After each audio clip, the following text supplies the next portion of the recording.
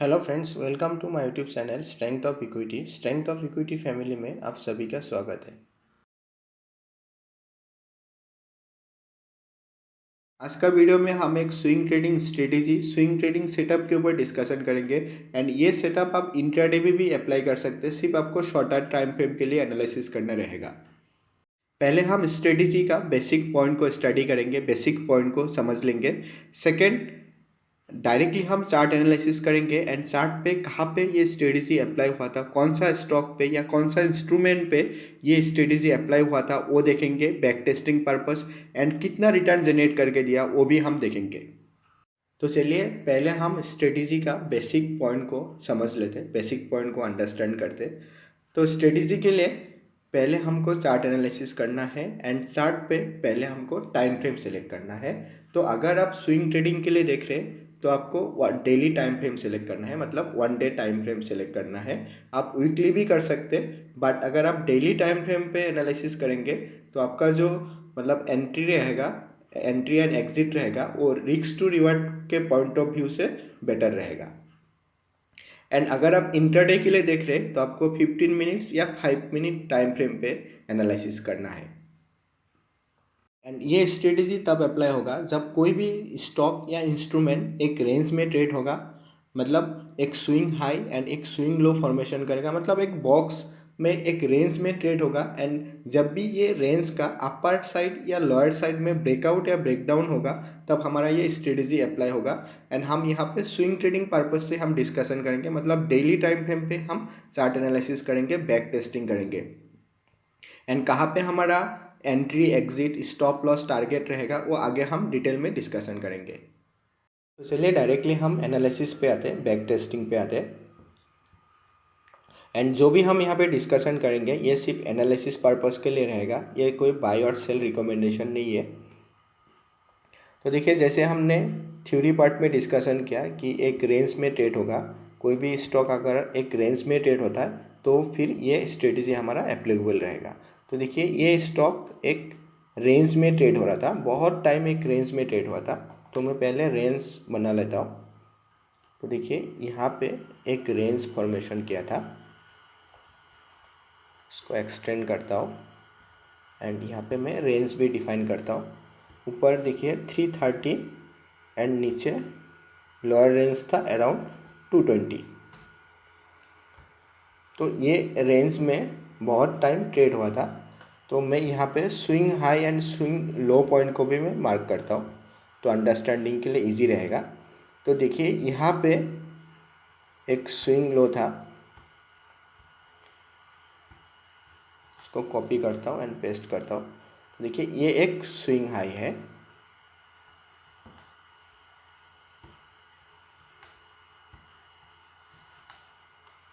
फिर से यहाँ पे एक स्विंग लो फॉर्मेशन किया,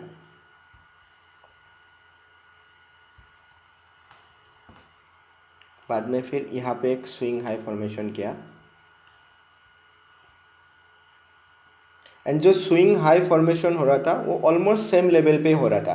तो देखिए, यहाँ पे जो स्विंग हाई फॉर्मेशन हो रहा था वो ऑलमोस्ट सेम लेवल पे हो रहा था, एंड जो स्विंग लो फॉर्मेशन हो रहा था वो भी एक मतलब सेम लेवल पे हो रहा था। जो प्रीवियस स्विंग लो था उसका अप्रोक्सीमेटली सेम लेवल पे हो रहा था। तो देखिए, ये स्विंग लो था, तो ऐसा यहाँ पे भी एक स्विंग हाई फॉर्मेशन हुआ था। बाद में फिर ये कैंडल ने फिर ब्रेकआउट किया, ये रेंज का ब्रेकआउट किया।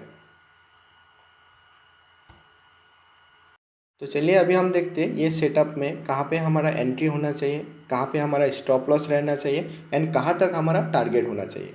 तो देखिए, ये कैंडल ने ये रेंज का ब्रेकआउट किया था एंड ये यहाँ पे आप वॉल्यूम भी देख पाएंगे। जो प्रीवियस एवरेज ट्रेडेड वॉल्यूम था, प्रीवियस डे का जो एवरेज ट्रेडेड वॉल्यूम था उससे कई गुना ज़्यादा वॉल्यूम में ये रेंज का ब्रेकआउट हुआ था। तो अगर आपने यहाँ पे रनिंग कैंडल पे एंट्री बनाया तो आपका स्टॉप लॉस रहेगा ये कैंडल के नीचे, आपका स्टॉप लॉस रहेगा। एंड अगर आप टाइट स्टॉप लॉस लगाना चाहते हैं तो ये रेंज का जो अपर एंड है उसका जस्ट नीचे आपका स्टॉप लॉस रहना चाहिए। एंड अगर आपने ये रनिंग कैंडल पे अगर आपका एंट्री नहीं हुआ, अगर आपका मिस हो गया एंट्री, तो फिर आप रिट्रेसमेंट के लिए वेट करना चाहिए। यहाँ पे तो इतना रिट्रेसमेंट नहीं हुआ, बट यहाँ पे फिर से एक रेंज फॉर्मेशन किया था, एंड जैसे ये रेंज का ब्रेकआउट हुआ फिर आपका यहाँ पे एंट्री बन सकता है। एंड स्टॉप लॉस रहेगा ये जो रेंज का जो लोअर एंड है या रेंज का अपर एंड है, या आप कैंडल के लो पॉइंट पे भी आप स्टॉप लॉस लगा सकते हैं।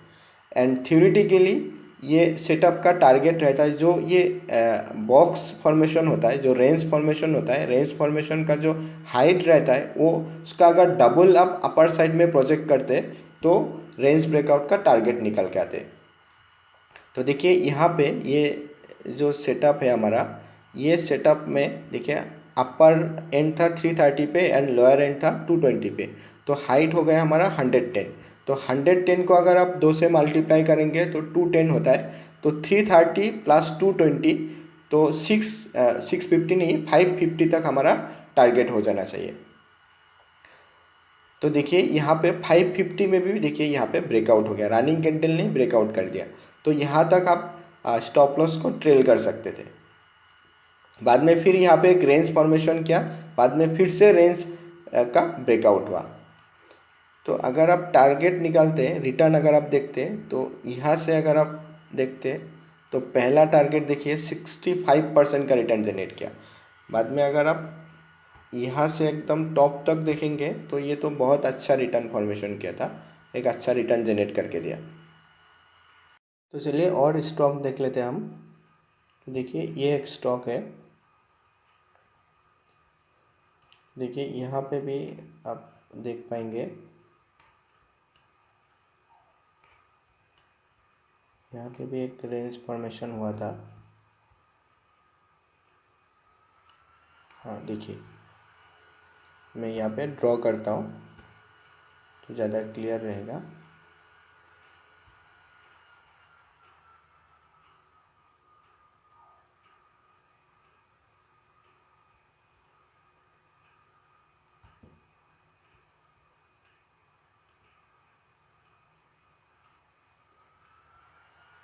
देखिए यहाँ पे एक रेंज फॉर्मेशन हुआ था, देखिए यहाँ पे एक स्विंग हाई था, यहाँ पे स्विंग हाई था, swing low, swing low, swing high, swing low, बाद में फिर ये रेंज का ब्रेकआउट हुआ। एंड ब्रेकआउट होने के बाद देखिए ये केस में लेकिन कंप्लीट रिट्रेस करने के लिए आया था, जो हमारा ब्रेकआउट लेवल है ना वहाँ तक फिर से रिट्रेसमेंट करने के लिए आया था।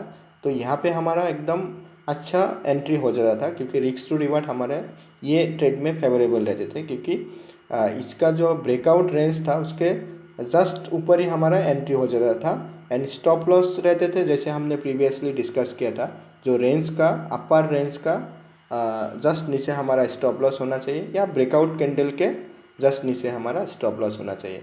तो देखिए यहाँ पे भी एक बहुत अच्छा रिटर्न जनरेट करके दिया। बट ये सब सेटअप में आपका एंट्री सही होना चाहिए। एंट्री अगर आपका सही होगा एंड रिस्क टू रिवॉर्ड अगर आपके फेवरेबल में रहता तो एक अच्छा रिटर्न मिलता है। तो देखिए यहाँ पे भी 60% का एक रिटर्न जनरेट करके दिया। तो चलिए और स्टॉक देख लेते हैं बैक टेस्टिंग के लिए। देखिए ये एक स्टॉक है, इसमें भी रेंज ब्रेकआउट हुआ था। देखिए बैक जाएंगे तो देखिए यहाँ पे एक रेंज फॉर्मेशन हुआ था, फिर ये रेंज का ब्रेकआउट हुआ, बाद में देखिए फिर से यहाँ पे एक रेंज फॉर्मेशन किया था, प्राइस थोड़ा हॉल्ट हुआ था, बाद में फिर ये रेंज का ब्रेकआउट हुआ, एंड बाद में देखिए फिर एक अच्छा मूवमेंट किया। तो ऐसा अगर आप बैक टेस्टिंग करेंगे एंड चार्ट एनालिसिस करेंगे तो आपके नोटिस में ऐसा स्टॉक देखने को मिलेगा जिसमें ये पैटर्न आपको फॉर्मेशन में दिखेगा। तो जैसे ये ऐसा फॉर्मेशन दिखता है तो फिर आप वहाँ पे ट्रेड ले सकते हैं। अगर आपका रिस्क टू रिवॉर्ड आपके फेवरेबल में रहता है तो फिर आप एंट्री बना सकते हैं। एंड जो हमने डिस्कशन किया पे, जितने भी हमने चार्ट बैक टेस्टिंग के लिए हमने दिखाया है, एनालिसिस किया, वो सिर्फ ब्रेकआउट कंडीशन ही हमने डिस्कशन किया, ब्रेकडाउन कंडीशन हमने डिस्कशन नहीं किया, क्योंकि ये ब्रेकडाउन भी हो सकता है, ब्रेकडाउन कंडीशन भी आ सकता है, क्योंकि ज़्यादातर लोग हम कैश मार्केट में काम करते हैं, कैश मार्केट में स्विंग ट्रेडिंग पोजीशन करते हैं, तो इसके लिए हमने ब्रेकआउट का ही डिस्कशन किया, ब्रेकडाउन का डिस्कशन नहीं किया। तो ब्रेकडाउन का भी पॉसिबिलिटी हो सकता है, तो वो भी आप एनालिसिस कर सकते हैं, वो भी आप देख सकते हैं। आज का लर्निंग वीडियो यहाँ पे एंड करते हैं। आई होप आपको वीडियो इन्फॉर्मेटिव लगा तो kindly like share and subscribe. Thank you for watching.